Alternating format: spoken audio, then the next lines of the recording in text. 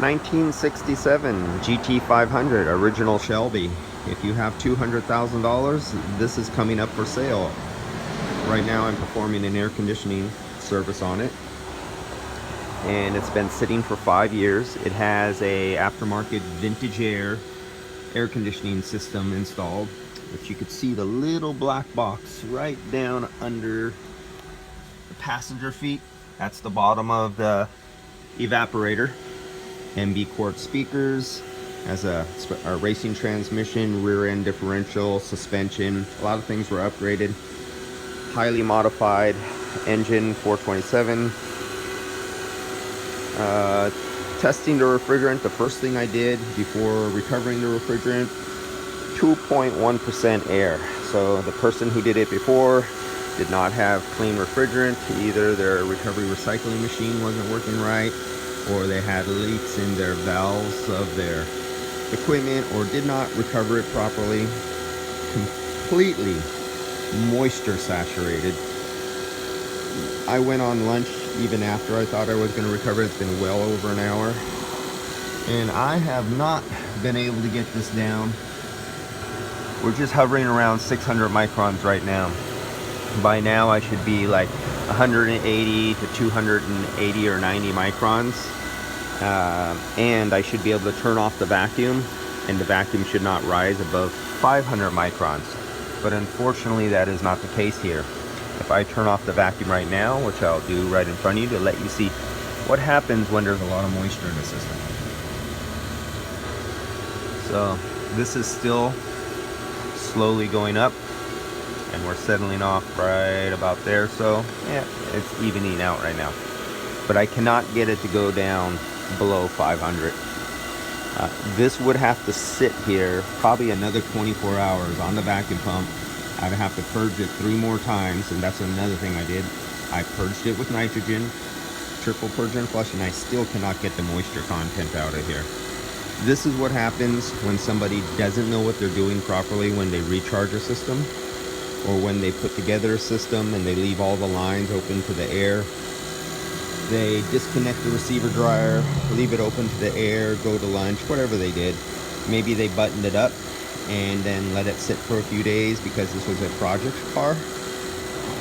Or the machine from the recycling, they never changed their filter dryer, and since they had air in there too and a lot of moisture, it's so moisture contaminated. Their new refrigerant out of their recycling machine, when they charge, they literally pump in moisture, and it saturates into the oil, and you can't take it out easily by vacuuming. You're not going to do it.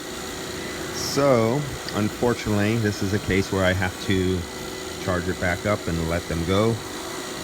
I already can see, and I don't know if the camera can catch it, but on the inside of the sight glass, the top of the sight glass is completely clear and smooth, debris free.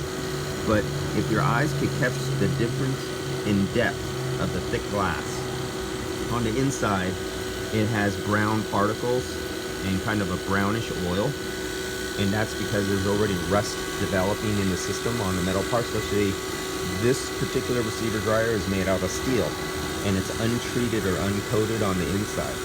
So what I usually do when I service them or replace them, I always cut open receiver dryer and accumulators to see what the condition is inside. Especially when I know there's moisture, I just show the owner or the technician this is the kind of damage you do when you use shop compressed air to test for leaks. That causes that kind of damage, moisture saturation. You have a recycling machine not operating properly, leaking seals, never changed the filter dryer. And even if you own a recycling recovery machine and you have a brand new filter dryer on it to dry the refrigerant, and you go onto one completely saturated car, or there's a leak in the under a vacuum, and your technician leaves the recovery machine on, and it's one of those machines that do not shut off automatically when it senses that there's a vacuum leak or there's excessive moisture or any other reason, it just keeps drawing in air, outside air with all the moisture, completely saturates the filter dryer, and the filter dryer becomes no good just after one use of this kind of recovery. and then the whole tank is contaminated with moisture, and then they start squirting that into every car they hook the gauges up to and all that recovered refrigerant. Basically, you're doing nothing but contaminating every customer's car after that. So in this situation, what usually happens after a couple of years on this is the inside of the metal on the receiver dryer, the walls, will literally start to corrode, and it'll look like an old piece of steel that was left by the ocean. If you, or you know, out in the forest, an old car, and you see it get thick with crusty rust, and you can actually go over to the wall and flake over chunks of rust off of a piece of steel. This will happen inside receiver dryers.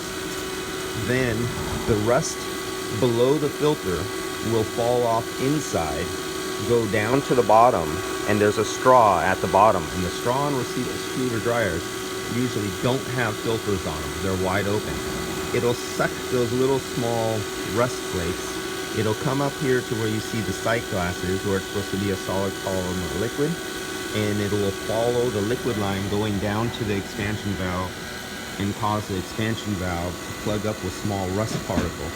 This will choke off the refrigerant and the oil supply return to the compressor, and this is what causes down the future and later on compressor failure. And where does it all come back to? Somebody who didn't know that moisture causes problems, how it causes problems, how air enters the system from having faulty O-rings on the end of your equipment, or any of the little seals at the end of your thing when you're doing the recoveries. It totally destroys your whole machine when it comes to moisture saturation. So this is about to go into a recharge mode, and just explaining what you can do to a vehicle worth a couple $100,000 just because somebody thinks they know what they've been doing. And as long as they get cold air coming out of the dash and they collected money, they believe they did it right. And now it comes down to this damage, which I will give them the option to remove this filter dryer. Prior to doing that, I am going to fill it up and prove that it's either working or not working, because if the rust content was too high and I put a full charge in here, it'll act as a nice solvent. It would stir up inside the receiver dryer in the bottom. It'll sweep across the walls, knock rust particles and chips off, since this has been sitting for 5 years and it was low on refrigerant charge. Then all those particles go right up the rest tube, and I'll watch my system go into a vacuum or very low, because rust particles plugging up the expansion valve. And that's what I usually come across, caused by a technician with something he done a couple years ago. That's it for this video. 200 grand, bargain, snatch it up.